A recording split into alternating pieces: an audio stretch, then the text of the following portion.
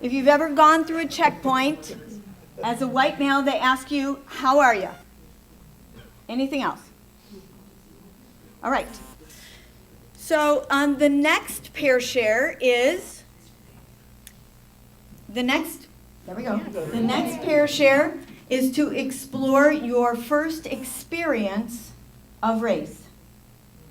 The first time you understood that there was race in the world. You got to make this quick. 1 minute for each of you. The first time you experienced race.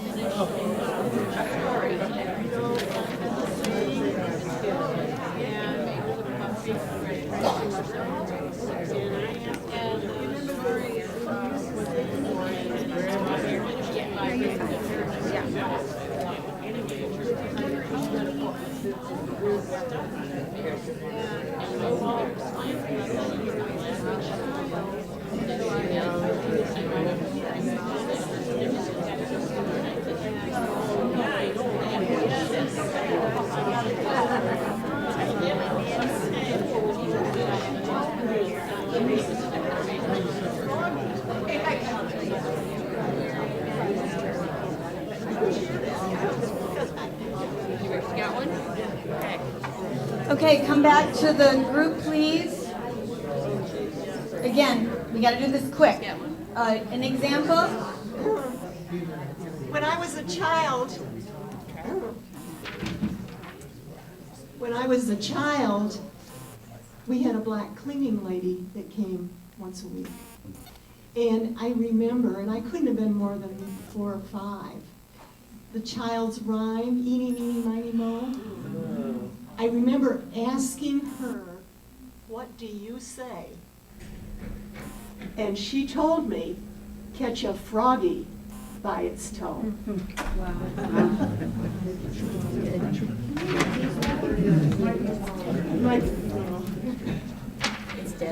She said, "What do you say?" to her, the black woman who cleaned the house, and she said, "Eeny, meeny, miny, moe, catch a froggy by its toe." Who doesn't know eeny, meeny, miny, moe? Everybody, There you go. An example. I don't do that. Growing up in Detroit. So may I just say one thing a minute? Sure. So use the mic, because people who can hear your voice are hearing privileged. And people who can't hear your voice without amplification are in a targeted group. Okay, we're on 1.3, right? Yeah. Go ahead. I remember growing up in Detroit, down by Hastings, in the early 40s, and I had a sister a year and 2 weeks younger than I. So she would have been in her 3s and I would have been in my 4s. And she was choking on something one time, and my dad couldn't get it out. So he called around to try to get a doctor to make a house call. And I might preface this saying that my dad was a bit of a racist. And fortunately, I never picked any of that up. And he called around for a doctor, and finally one came to the door, real nice gentleman who was black. And I didn't hear much racism talk after that. Thank you. Thank you. When I was in high school, we had 2 brothers who were Afro-American, but they were about 90% Caucasian. But they identified themselves as being African-American. And the census people came through our high school, and they identified themselves as being Afro-American to the census people, and they refused to put it down on the form for them because they looked white. And that annoyed them, which I thought was appropriate, because they happen to be friends of mine. Yeah, thank you. Great share. So let's take a look at the racial inventory for a minute. This comes from an article that was written in 1989 by Peggy McIntosh called The Invisible Knapsack. So she says that we all carry around an invisible knapsack, And if we had time, we would line everybody up at the back of the room, and for each of these statements that's true, you would take a step forward. So just think about whether you would be moving or not when I read these statements. I can be in the company of people of my race most of the time. If I should need to move, I can be pretty sure of renting or purchasing housing in an area in which I would want to live and which I can afford. I can turn on the television or open the front page of the paper and see people of my race widely and positively represented. When I'm told about our national heritage or about civilization, I'm shown that my people made it what it is. I can be sure that curricular materials will testify to the existence of my race. I can go into most supermarkets and find the staple foods that fit with my cultural traditions. I can go into any hairdresser's shop and find someone who can cut my hair. Whether I use checks, credit cards, or cash, I can count on my skin color not to work against the appearance of financial reliability. I can swear, dress in second-hand clothes, or not answer letters without having people attribute these choices to the bad morals, poverty, or illiteracy of my race. I can do well in challenging situations without being called a credit to my race. I'm never asked to speak for people of my race.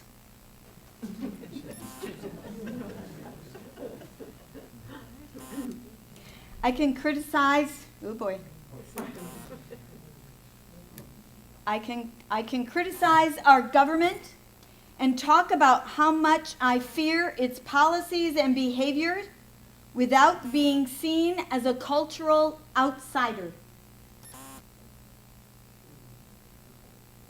I can be pretty sure that if I talk to the person in charge, I will be facing a person of my race. There are 15 more. I'm going to leave it at that. You get the idea, right? Now I invite you to get back in your pair shares and ask again, what does it mean to be white? What does it mean to be white? 1 minute for each of you. Anything new that has come up from sharing your first experience of race or listening to a racial inventory? What does it mean to be white?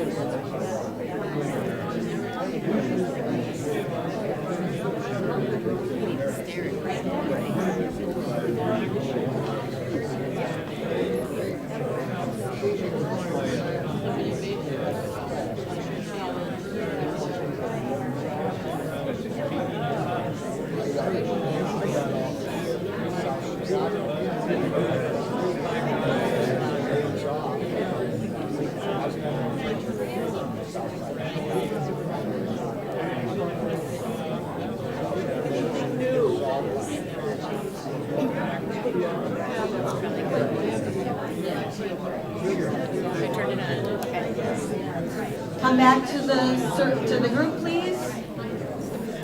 Again, just a word or a phrase, something new that you explored with the other person. What does it mean to be white?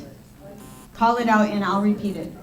Breakfast in the morning before he taught, Breakfast in the morning before you teach. when his children didn't have it. Okay? Not thinking about it. Not thinking about it. Thank you. Yes. The idea presented to you as a child that someone else is the other, instead of just saying, this is just another child, instead of saying, this is a black, but she's a child, or this is, so-and-so. So, yes, so being introduced as the black whatever. Right. The and black I child. see instances in my growing up where I would have just accepted that little child and maybe been friends with them, but they were presented as the other The by other. my parents or by like teachers or something, and so therefore it was a barrier between the friendship. Being presented as the other, The creating a other. barrier. Right. Yes.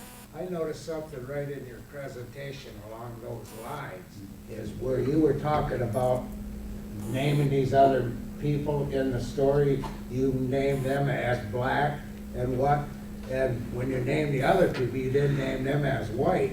It just seems like that kind of Thank thing keeps, Thank you. whether Yes. it's trying to be done in a good way, but it's still separated.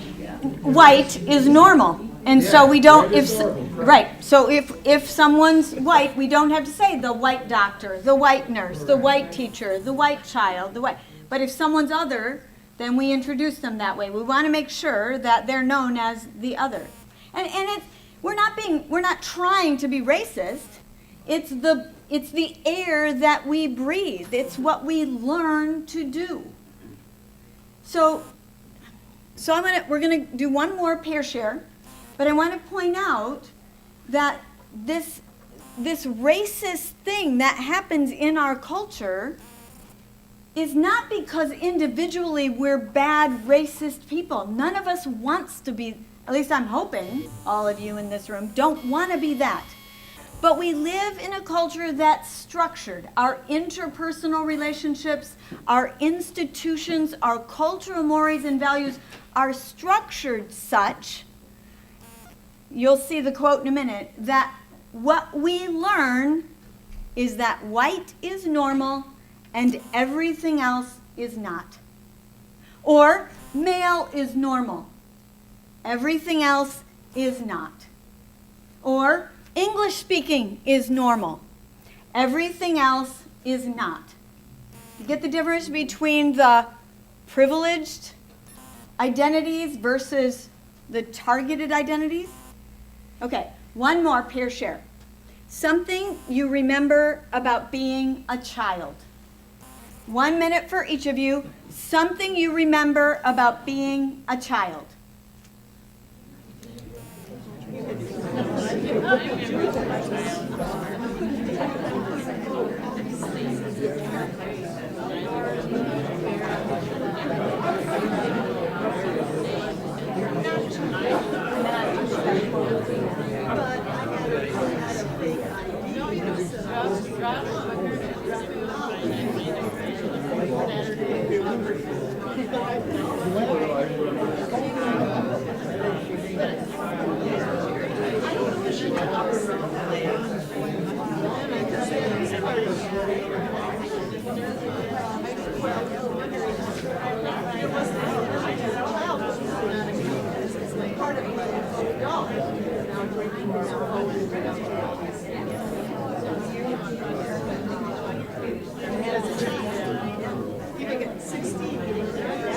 Yeah, very good.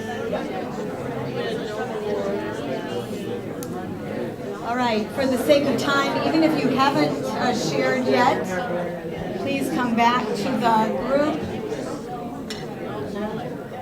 Share something that you remember about being a child, a word or a phrase. Safe. It's safe. Carefree.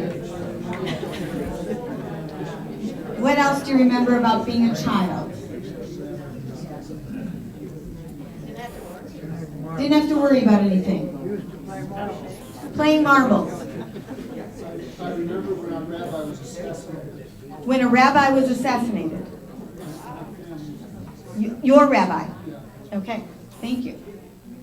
Children are naturally unprejudiced beings. Children are naturally unprejudiced beings.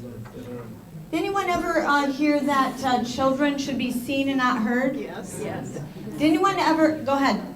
Yeah, I heard it. Okay, you were gonna add something? No, I was, Okay. you Okay, heard it. got I it. heard it. I didn't believe it, I didn't understand it. Got but it. I heard it. Did anyone ever have an experience as a child with someone requiring you to sit on an adult's lap or receive a hug from an adult that felt uncomfortable? Okay. Santa Claus, I hated it. Santa Claus. So,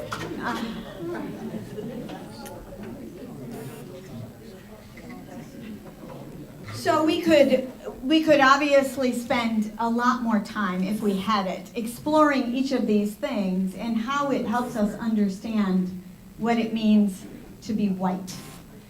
One of my heroes said that if we thought for the rest of our lives every day about what it means to be white, we would never fully understand it. And so 5 years ago when I did this workshop, Doing Our Own Work, I got a little bit woke. I'm doing the workshop again because I realized how little I understand what it means to be white. And so I'm only going to end with a quote. There's no conclusions. There's no resolution. This is the beginning, or for some of you, or maybe the middle of this work of understanding what it means to be white. Here's the quote by Scott Woods. The problem is that white people see racism as conscious hate, when racism is bigger than that. Racism is a complex system of social and political levers and pulleys set up generations ago to continue working on behalf of whites at other people's expense, whether whites know it, like it, or not. Racism is an insidious cultural disease. It is so insidious that it doesn't care if you're a white person who likes black people, it's still going to find a way to infect how you deal with people who don't look like you. Yes, racism looks like hate, but hate is just one manifestation. Getting good at this. Privilege is another. Access is another. Ignorance is another, and so on. So while I agree with people who say no one is born racist, it remains a powerful system that we're immediately born into. It's like being born into air. You take it in as soon as you breathe. It's not a cold that you can get over. There's no anti-racist certification class. It's a set of socioeconomic traps and cultural values that are fired up every time we interact with the world. It's a thing you have to keep scooping out of the boat of your life to keep from drowning in it. I know it's hard work, but it's the price you pay for owning everything.